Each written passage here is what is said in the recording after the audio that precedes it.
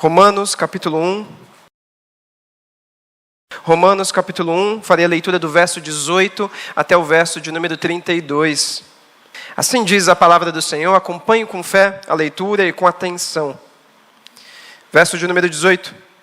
A ira de Deus se revela do céu contra toda a impiedade e injustiça dos seres humanos, que por meio da sua injustiça suprimem a verdade.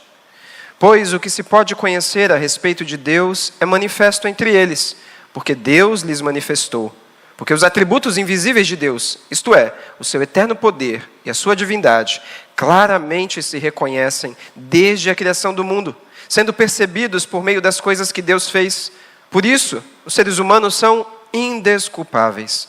Porque tendo conhecimento de Deus, não glorificaram como Deus, nem lhe deram graças. Pelo contrário, se tornaram nulos em seus próprios raciocínios, e o coração insensato deles se obscureceu. Dizendo que eram sábios, se tornaram tolos, e trocaram a glória do Deus incorruptível por imagens semelhantes ao ser humano corruptível, às aves, aos quadrúpedes e aos répteis. Por isso, Deus os entregou à impureza pelos desejos do coração deles, para desonrarem o seu corpo entre si. Eles trocaram a verdade de Deus pela mentira, adorando e servindo a criatura, em lugar do Criador, o qual é bendito para sempre. Amém. Por causa disso, Deus os entregou às paixões vergonhosas, porque até as mulheres trocaram o modo natural das relações íntimas por outra, contrária à natureza. Da mesma forma, também os homens, deixando o contato natural da mulher, se inflamaram mutuamente em sua sensualidade, cometendo indecência, homens com homens, e recebendo em si mesmos a merecida punição do seu erro. E por haverem desprezado o conhecimento de Deus, o próprio Deus os entregou a um modo de pensar reprovável, por praticarem coisas que não convêm. Estão cheios de todo tipo de injustiça, perversidade, avareza e maldade. Estão cheios de inveja, homicídio, discórdia, engano e malícia. São difamadores, caluniadores, inimigos de Deus, insolentes, arrogantes, orgulhosos, inventores de males, desobedientes aos pais, insensatos, desleais, sem afeição natural e sem misericórdia. Verso 32. Embora conheçam a sentença de Deus, de que os que praticam tais coisas são passíveis de morte, eles não somente as fazem, mas também aprovam os que a praticam. Até aqui a palavra do Senhor. Eu tenho 2 desafios nessa noite. O primeiro deles é fazer você reconhecer que não somos merecedores da graça de Deus. O segundo é que você saia daqui nesta noite, sabendo que você tem perdido oportunidades. Esses são os meus 2 desafios. E tentarei, na medida do possível, fazer todo o esforço para que a sua atenção se tenha não a mim, mas a palavra do Senhor. Abaixa a sua cabeça e vamos orar. Pai Celestial, a Tua palavra foi lida nesta noite. E nós te suplicamos que o Teu Espírito Santo, o Espírito Consolador, o Espírito que converte, que nos orienta, que nos consola, que nos exorta, possa neste instante, através da Tua Santa Palavra, invadir o nosso coração, vasculhar os cantos mais obscuros, ó Deus, e trazer luz, trazer, ó Deus, reconhecimento, trazer, ó Deus, a Tua glória para o devido lugar. Nos ajude, ó Deus, a cumprir com a santa vocação. Nos ajude, ó Deus, a sair daqui reconhecendo que tudo que temos provém do Senhor e que não precisamos de mais nada porque Cristo é tudo. Que saiamos daqui, ó Deus, entendendo e reconhecendo as nossas limitações e por isso devemos buscar estar aos pés da cruz. Cruz do nosso Senhor e Salvador Jesus Cristo, a qual oramos neste instante, no nome santo do Senhor Jesus. Amém e amém. 2 de setembro de 1945. Você sabe o que aconteceu nessa data? Você lembra? Uma data muito importante. Para nós que temos liberdade, muito importante. Mas dia 2 de setembro de 1945, soldados aliados, ingleses e americanos, pisam em solo hostil. A Segunda Guerra Mundial acabou, findou. Passa dia 2, dia 3, dia 4... Dia 6 de setembro de 1945, os soldados avançam num solo aterrorizante. Mato devastado, corpos, cheiro forte. Num dado momento, eles encontram uma construção. Dentro dessa construção, o cheiro diziam que chegava a quilômetros de distância. Os soldados começam a caminhar e vasculhar os prédios. E ao redor eles encontram milhares e milhares de pessoas. Não se sabe ao certo, os historiadores não conseguiram datar quanto tempo aquelas pessoas ficaram ali. Provavelmente de 3 a 4 anos. Sendo nutridas com pouca água, pouca luz e pouco alimento. No exato momento, os soldados aliados pensaram igual eu e você. Vamos oferecer o que temos: água e pão. Depois de algumas horas em que eles começam a dividir tudo o que eles têm, eles ligam o rádio, chamam os estoques de carro, os mantimentos que eles tinham, e os carros começam a chegar, e eles começam, todos os soldados, a tirar suas fardas e a correr para dar água e pão. Depois de 3 horas, os primeiros médicos chegam, e a cena é apavorante. Os gritos são ensurdecedores. Os soldados estão com uma cara horrível, porque aquelas pessoas que já estavam fragilizadas, sem corpo algum, sem músculo algum, elas começam a sucumbir. E diz um dos relatos que se ouve um grito como se fosse o grito de morte, mas não de um, mas de milhares. Destruição pavorosa.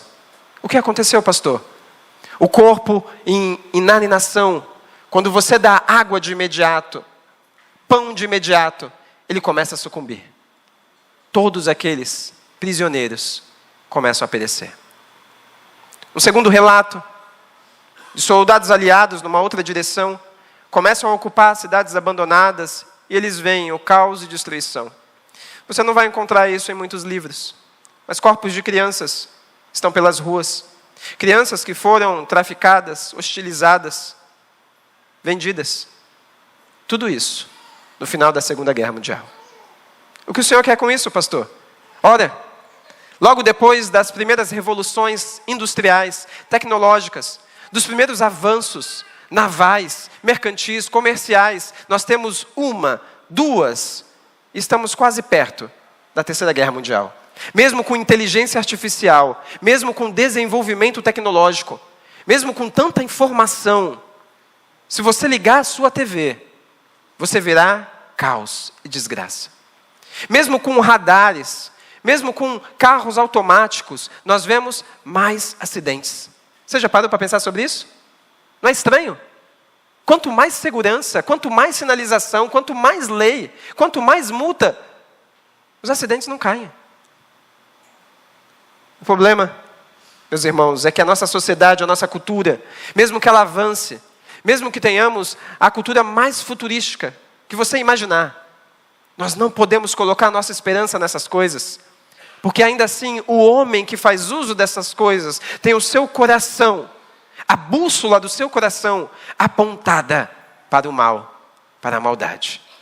E é isso que nós vamos ver nesta noite. Como esse texto de Romanos, capítulo 1, dos versos 18 a 32, nos ensinam e nos impactam acerca do Deus que é o Deus que foi missionário, que é missionário, e convoca os pequenos cristos a viverem uma vida santa, reta, como pequenos missionários, onde quer que estejam, mesmo que tenham que se envolver com a cultura, mas impactá-la através da graça do Evangelho. Acompanhe comigo a primeira lição desse texto, no verso de número 18. Deus é o Deus missionário, e Ele está atuando em resgate do seu povo. O verso de número 18 nos diz: a ira de Deus se revela do céu contra toda a impiedade e injustiça dos seres humanos, que por meio da sua injustiça suprimem a verdade. Eu falei pela manhã e falarei de noite. O que esse texto tem a ver com missões? Começa com a revelação de Deus, mas começa com um atributo muito pesado. Começa com o atributo da ira. Quem deseja a ira de Deus? Ninguém. Nenhum de nós. Mas não é por acaso que o apóstolo Paulo, o autor, coloca a ira de Deus central no verso de número 18, na desordem da ideia do texto, da idolatria, da corrupção humana. Porque ele está dizendo, Deus não se ausentou. Antes dele começar a descrever toda a corrupção, se você notar na leitura do seu texto, antes dele começar a descrever a corrupção humana, as coisas ruins que provêm da queda, da sociedade, dos relacionamentos que ele vai citando, ele diz, a ira de Deus se revela. Isso é graça. Numa sociedade caótica, numa sociedade desesperada, sem uma esperança, Deus se revela para o seu povo dizendo, a ira de Deus se revela. E se você ler o seu texto, ela vai em 3 direções. A primeira, ela vai contra a impiedade. E a carta está sendo escrita para crentes. Então perceba, o povo de Deus precisa ouvir isso nesta noite. A ira de Deus se revela contra toda impiedade. E impiedade nada mais é. E eu retirei isso do livro Pecados Intocáveis, que vocês já trabalharam aqui, talvez com os adolescentes, com os jovens, que a impiedade é quando nós professamos a Cristo, mas vivemos uma rotina onde Deus não existe. Nós vivemos, por vezes, meus irmãos, professando a Cristo, mas na nossa prática, no nosso pensamento, nós pensamos pouco em Deus, nós nos preocupamos pouco com Deus. E o que está nos reservado? A presença de Deus, a ira de Deus. Porque a impiedade, por mais que não seja um pecado tão horripilante assim, comparado com aqueles da TV, de violências, de catástrofes, de mortes, de assassinatos, a impiedade é um pecado que ofende a majestade de Deus. E o texto diz mais. O texto diz, e a injustiça dos seres humanos, que por meio da sua injustiça suprimem a verdade. Quando a igreja do Senhor Jesus Cristo começa a viver de forma ímpia, e de forma ímpia é no piloto automático. Eu acho que o domingo é só mais um domingo. Eu estou aqui por acaso. Afinal de contas, vou lá cultuar, participar da ceia do Senhor e nada mais. Não, meu irmão, esse é um pensamento ímpio. Não existe coincidência, acaso, sorte, azar, destino. Na vida do povo de Deus só existe a mão providente do Senhor, bondosa e amorosa. Onde nós deveríamos estar neste momento não é no shopping, não é nas ruas, não é em festas, não é em nenhum outro lugar a não ser aqui. Com o povo do Senhor, caminhando para a eternidade. As suas preocupações, os seus anseios, neste instante, estão preocupados talvez com a segunda, com a dificuldade financeira, com várias questões. Mas você pode passar por aquela porta e nem chegar na segunda-feira. Porque nós somos convocados diariamente a lembrar que a nossa mão não governa as coisas. É a mão de Deus poderosa. E por vezes, quando nós vivemos uma vida ímpia, nós suprimimos a verdade. E aqui está a proclamação de um pequeno missionário. Quando nós não vivemos como Deus requer, nós suprimimos a verdade do Evangelho. Nós suprimimos o estilo de vida bíblico que deveríamos viver. Quando nós suprimimos a verdade, vivemos como um ímpio, que desconhece a Deus e despreza a Deus. Mas não devemos viver assim. E a ira vai direto contra essas três coisas. Impiedade, esquecimento de Deus, ingratidão a Deus, incredulidade a Deus. Ou seja, viver como ímpio é viver tendo a ira de Deus sobre a nossa cabeça. Mesmo sendo crente, mesmo sendo crente. E a ira de Deus é algo ruim? Não. É algo que nos alerta, é algo que nos convoca a lembrar tudo o que temos deve ser usado para a glória de Deus. As oportunidades que temos devem ser usadas para a glória de Deus. As pessoas que Deus nos apresenta, devemos nos relacionar com ela da forma como Deus requer e deseja. Na prática, Deus está governando o mundo e Ele existe. Nada acontece por acaso. Mesmo numa sociedade onde por vezes nós colocamos o nosso coração em aparelhos celulares, em empreendimentos, em ter vários empregos, em fazer e acontecer nessa terra, por mais que sejam coisas boas, estudar, ter diploma, um bom extrato bancário, imóveis, veículos. Certa vez, lá na igreja presbiteriana de Santos, nós estamos recebendo um irmão que tem muitos imóveis. E conversando com esse irmão, eu disse, mas o senhor sabe que nós não somos donos, mesmo tendo a escritura. Em algum momento o verdadeiro dono vai requerer de nós. Ele, não, mas eu tenho a escritura. Eu paguei por essas terras. Não é isso que o Salmo 24, verso 1 diz. O Salmo de número 24 diz que Deus é dono de toda a terra e tudo que nela há. Existe um dono. Já tem uma escritura. É apenas algo ilusório do meio do seu coração. E por vezes Deus conclama o seu povo a olhar na prática. Você pode ter. Você até deve ter. Mas não coloque o seu coração nessas coisas. Não prossiga avançando com essas coisas. Prossiga avançando com um Deus que está acima dessas coisas. Para que então você enxergue as oportunidades. Quando Deus lhe dá conforto, segurança, status, não é para que você se envolva com isso, mas é para que você use isso para a glória e a proclamação do verdadeiro Evangelho de Cristo Jesus. Por isso, o que impede o avanço missionário é o desconhecimento de como nós devemos viver. Vidas santas, retas e tementes a Deus. Por isso, o segundo ponto desse texto se encontra nos versos 19 a 23. Deus atua através da missão e evangelização na cultura, mesmo com os efeitos notórios do pecado. Se você olhar ao redor, o homem enxerga a si mesmo quando sendo o centro do mundo. Nós buscamos status e fama, seguidores, hoje em dia. Nós queremos atenção para nós. Nós desejamos isso, nós ansiamos isso. Mas quando nós buscamos isso na prática, nós perdemos a oportunidade de sermos verdadeiros missionários, onde quer que nós estamos. Você perde o valor e a dignidade da vida. Você começa a desprezar as pessoas e amar mais as coisas. E aí você não percebe as consequências do pecado, como o autor vai descrever nesses versículos 19, em sequência. Como a condição humana é desastrosa. E por vezes nós queremos nos envolver e ser como estes homens, ser como essas pessoas. Mas não devemos ser assim, porque nós sabemos o fim deles. Por isso devíamos lamentar e não seguir o mesmo estilo de vida. Não nos vestir como eles, não nos falar como eles, não fazer e trabalhar como eles fazem, mas fazer para a glória de Deus. Por isso precisamos retirar os resquícios de impiedade em nossa vida e saber que a verdadeira igreja tem duas missões principais. Duas missões. A primeira missão da igreja não é servir você como membro que está aqui. Não é servi-lo, mas é ensiná-lo. Ensinar o comportamento que você deve ter como filho de Deus. Por vezes nós chegamos aqui na igreja como meros consumidores. Eu quero ouvir um bom louvor, e se o louvor ficar ruim eu vou criticar, vou conversar com o pastor sobre. Eu quero ouvir uma boa mensagem, e se o pregador não for bom, e não falar aquilo que eu desejo, eu vou conversar com o pastor ou com os presbíteros. Se nada tiver do meu gosto, perceba, é uma reação de consumismo, não de alguém que presta culto a Deus. E isso é um envolvimento com a cultura. Achamos que a igreja é um shopping, um cinema, quando não. É onde o povo do Senhor se reúne para ser ensinado. E o que eu preciso ser ensinado, pastor?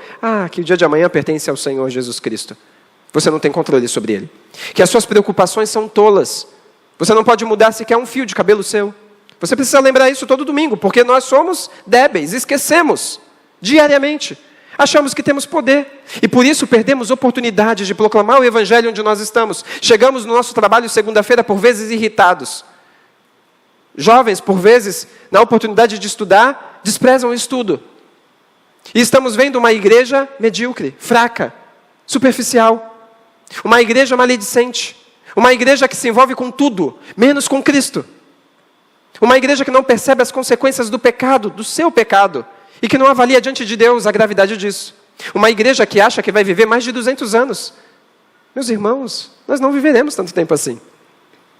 Não temos como acumular coisas, nem no caixão cabe. Mas por vezes, note, na prática, a sua rotina é orientada desta maneira.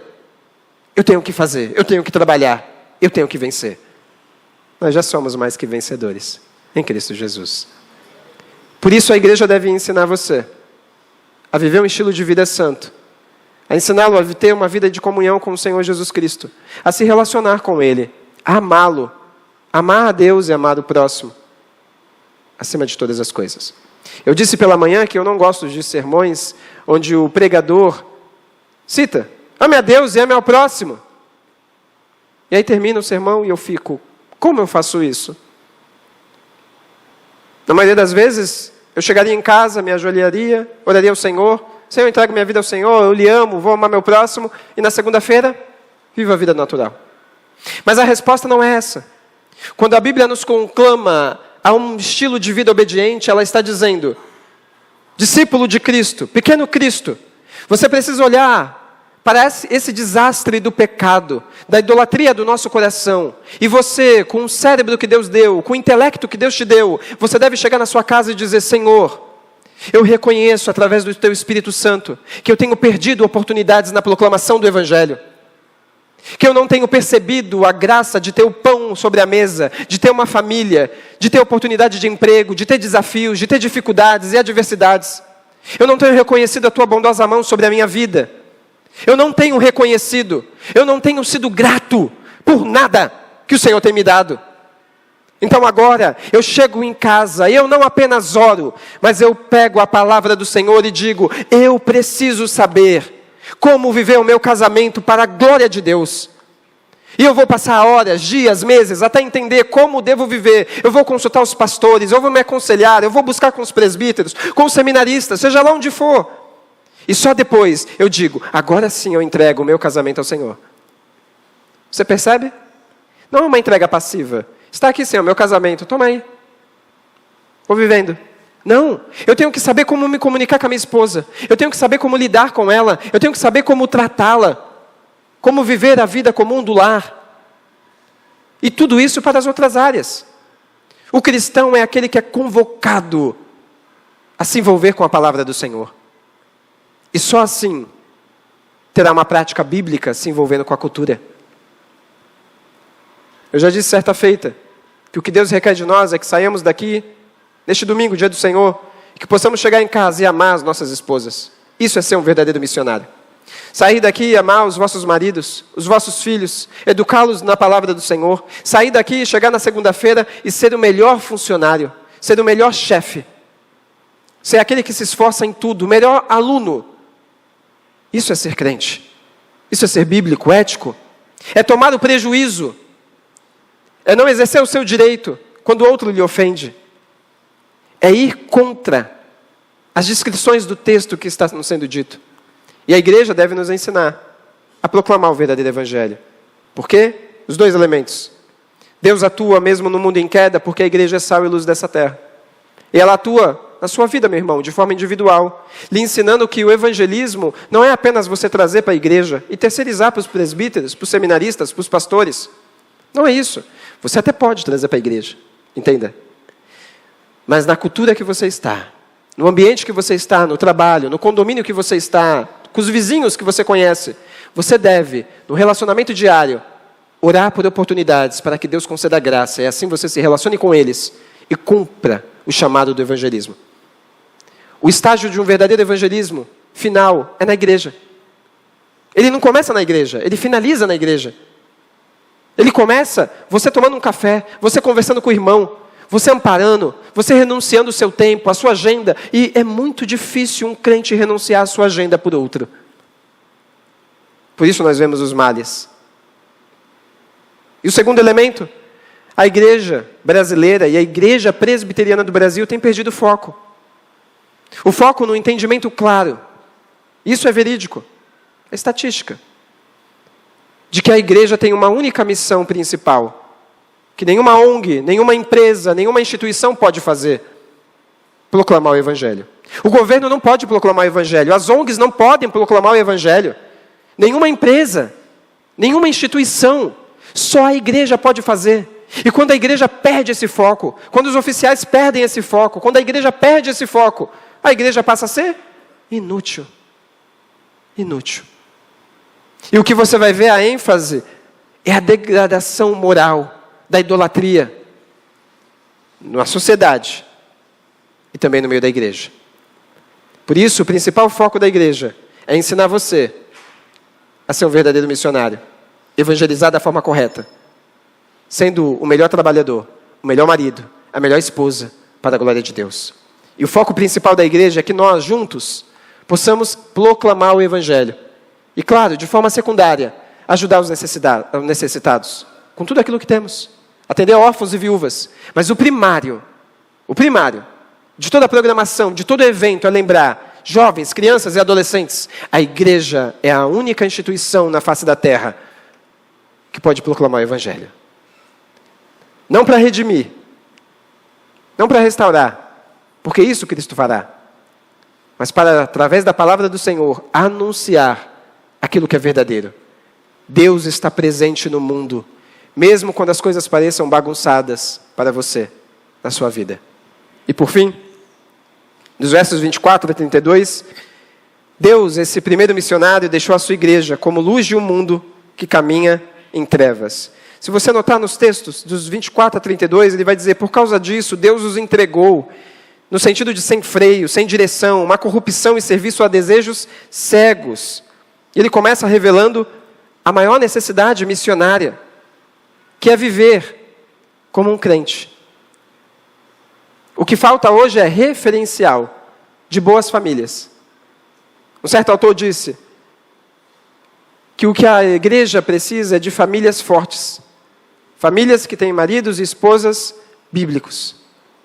O que Deus requer é um homem, uma mulher e filhos no seu lar, de forma comum. Para que venham na contramão dessa descrição tão horripilante que nós acabamos de ler. Homens se relacionando, mulheres se relacionando entre si, degradação moral, corrupção. Perceba, nós não temos mais ética entre nós. O Brasil, se você pesquisar no Google, é o primeiro país onde nós não temos nenhum tipo de honra um para com o outro. Não existe. O texto já mostra. Eu falei pela manhã, se você não caiu num golpe ainda, você vai cair. E se você já caiu num golpe, você vai cair de novo. Se você já caiu 2 vezes, espere. Você vai cair. A estatística diz 5 vezes. Se você não caiu ainda, não se surpreenda, você vai cair, porque eles são especialistas em desonrar os relacionamentos um para com o outro. Mesmo com tanta tecnologia, mesmo com tanta oportunidade, mesmo com tanto avanço, a corrupção tem adentrado na sociedade, mas porque ela já está perpetuada no nosso coração. Devemos viver como Cristo requer de nós, não perdendo as oportunidades. Talvez as pessoas que você conheça no seu trabalho estão praticando esses relatos que nós acabamos de ler. Estão sendo entregues na mão de um justo juiz irado. E você sabe disso, você reconhece isso, mas por vezes nós estamos buscando os mesmos desejos que estes. Você já viu que contradição estranha? Não é contraditório você dizer que Deus detém todas as coisas, mas quando chega na segunda-feira você se preocupa com as coisas. Não é contraditório, ao invés de proclamarmos o Evangelho, nós nos preocuparmos mais com a nossa glória do que com a de Deus. Não é contraditório, nós hoje temos medo da morte. Nós entrarmos e vemos essa situação tão degradante. E a nossa igreja não poder impactar o bairro, a cidade, o país. A última estatística que eu trouxe foi do Rio de Janeiro. O Rio de Janeiro, a cada 200 metros, tem uma igreja. Por vezes foi identificado que a cada 100 metros tem uma igreja. Surpreendente, não? A cada 100 metros uma igreja. Como deveria ser essa cidade? A mais bíblica de todas. Mas o que os jornais mostram? Insegurança, degradação. Se você caminhar um pouco pelo Rio de Janeiro, eu já tive a oportunidade de ir lá. Né? A próxima vez eu vou tentar ir com mais segurança e atenção. É difícil caminhar, o clima é tenso, mesmo com igreja em cada esquina. Porque são pessoas e crentes que estão vivendo como ímpios. Ímpios. Os crentes estão vivendo com uma grande e tremenda impiedade no seu coração. Vivem como se Deus não existisse. Vivem como se Deus não estivesse vendo, ouvindo e atento a todas as coisas. Por fim, eu quero terminar. No livro Religião e Poder, tem um relato de como nós devemos nos envolver com a cultura, devemos nos envolver com o trabalho, com os estudos, devemos nos relacionar, devemos almejar profissões, devemos relacionar nossa fé com a política, com a ciência, com quaisquer destas coisas. Porém, entretanto, devemos ter um cuidado. Um pastor norte-americano chamado Jim, esse relato é escrito nesse livro, Religião e Política, em 1972, um pastor que atuou durante 5 anos numa pequena igreja, um pastor simples, humilde, foi convidado diversas vezes para uma entrevista. Ele não aceitava a entrevista, mas num dado momento, toda a equipe da transmissão foi até a sua porta, do gabinete pastoral, falou: pastor, você vai nos ajudar, você vai proclamar o Evangelho, vai ser bom tê-lo lá. Temos perguntas para os tempos de hoje, afinal de contas os Estados Unidos está passando por uma crise econômica, mudança de governador, vai ser muito bom ouvirem a sua voz, tanto no rádio quanto na TV. Ele aceita. Pastor Jim faz a sua primeira entrevista de forma muito prudente, e é natural que depois de alguns dias o convite retoma. Ele não aceita. Por algumas dificuldades, é longe, é distante, é muito dificultoso, A igreja era simples, carecia da sua presença, mas depois de um tempo a emissora retorna e diz: olha, nós perdemos o nosso entrevistador, precisamos do senhor. Nós lhe daremos um carro, um veículo, o senhor consegue voltar no mesmo dia? Vai ser maravilhoso. Ele vai. Ele é envolvido.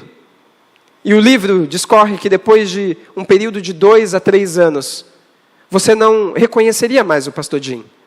As roupas são diferentes, a fala é diferente, o comportamento é diferente. Ele tem uma direção para a plateia, para o público. A audiência é uma das mais altas do seu programa. Afinal de contas, ele é um pastor, sabe como falar, comunicar. Mesmo que ele conte uma mentira, parece que é verdade. E as pessoas acreditam, sorriem, aplaudem. Prosperidade, bênção, bens. Num dado momento, a plateia espera a pausa dos comerciais. E um homem se levanta no meio da plateia. E ele diz: pastor Jim, lembre-se do que o Senhor me disse. Lembre-se do que o Senhor me ensinou. O Senhor me disse: continue avançando. Cristo é tudo. Cristo está acima de todas as coisas que este mundo pode nos tentar. Cristo é superior a tudo, porque nós temos a eternidade. Não há nada que se possa comparar. Ele desprezou, fingiu por um momento.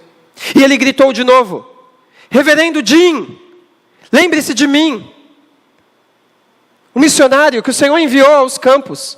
Estou aqui para lhe conclamar o seu coração a lembrar que tudo isso que o Senhor está buscando, tendo, não é nada comparado a Cristo. Lembre-se do que o Senhor disse. Lembre-se do que o Senhor ensinou. Lembre-se de Cristo. Ele é tudo. No final do relato da bibliografia, o autor do livro coloca a seguinte cena: por vezes eu e você somos semelhantes ao burrinho.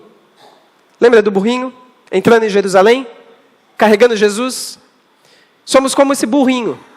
E às vezes estamos com a visão tão limitada, com a lembrança tão esquecida, que nós achamos que os aplausos são para nós, que as folhas são para nós, que as palmas são para nós, que os olhares são para nós, que a glória são para nós, que o tapete é para nós, que tudo é para nós. Por vezes, meu irmão, você deve estar vivendo uma vida assim, achando que os aplausos, a atenção, tem que ser só para você. Deve ser só para você. Ninguém me vê, ninguém me viu.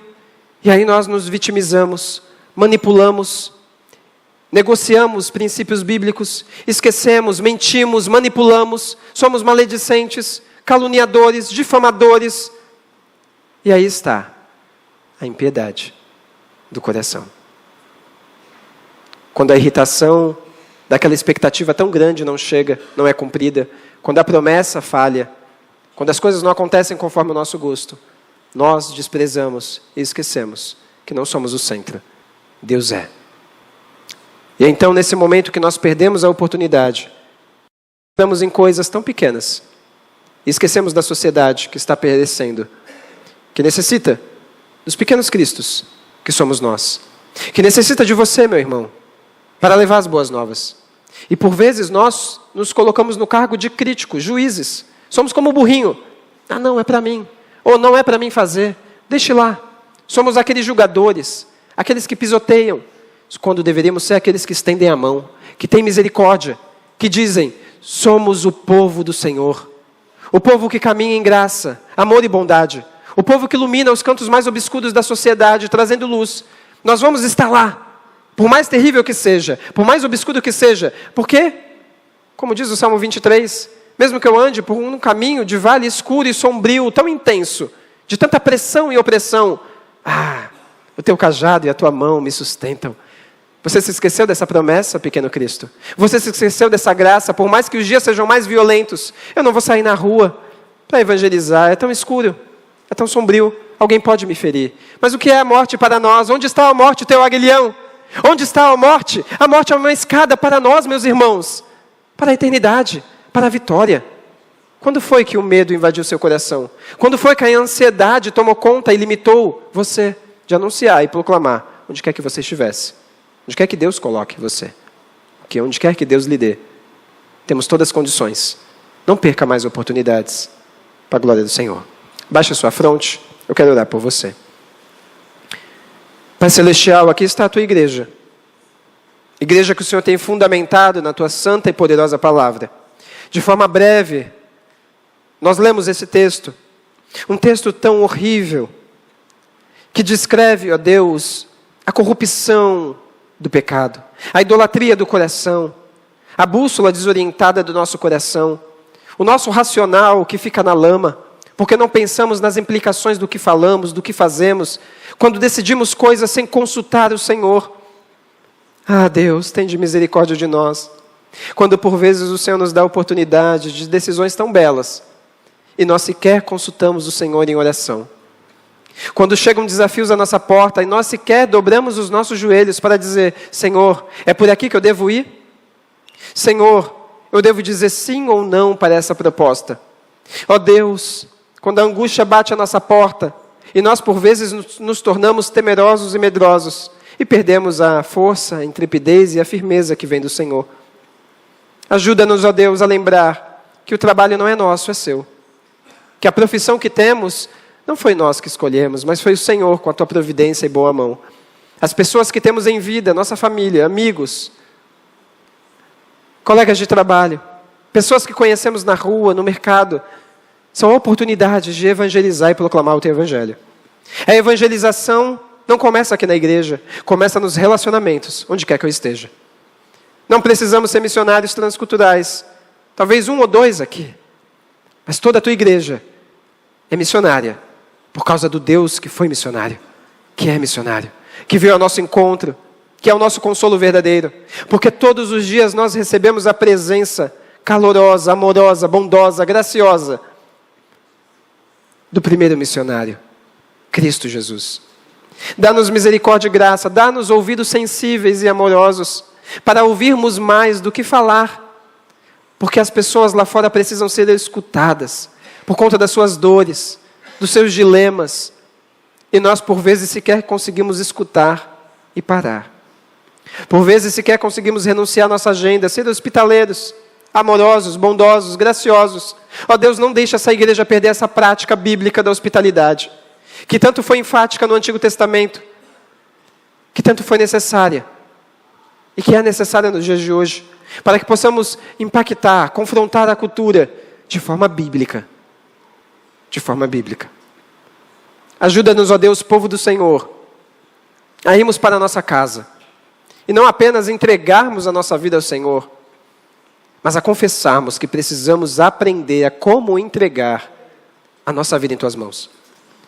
Precisamos ser maridos e esposas bíblicos, onde quer que estejamos, para que sejam casais referenciais, para estes jovens, ó Deus, que como foi dito no texto, se relacionam de tantas formas terríveis, porque não há referencial, não há testemunho, porque a tua igreja precisa ser sal e luz no mundo. Dá-nos palavra, sabedoria, contentamento, porque por vezes nós somos o povo murmurador, que mais reclama do que agradece. Por vezes nos esquecemos das nossas refeições diárias de agradecer. E eu me coloco nessa situação, ó Pai. Ajuda-nos nós, ajuda-nos o teu povo, hoje, a entender que hoje, se ouvires a voz do Senhor, que possamos não endurecer o nosso coração, mas nos sensibilizar através do Espírito Santo, para que saiamos daqui nesta noite, ó Deus, encorajados a entender tudo o que temos, basta. Não precisamos de mais nada. Precisamos desfrutar, viver para a honra e glória do nosso Senhor e Salvador Jesus Cristo, que é o nosso consolo nesta vida e na vida futura. No nome santo do Senhor Jesus, que nós oramos. Amém.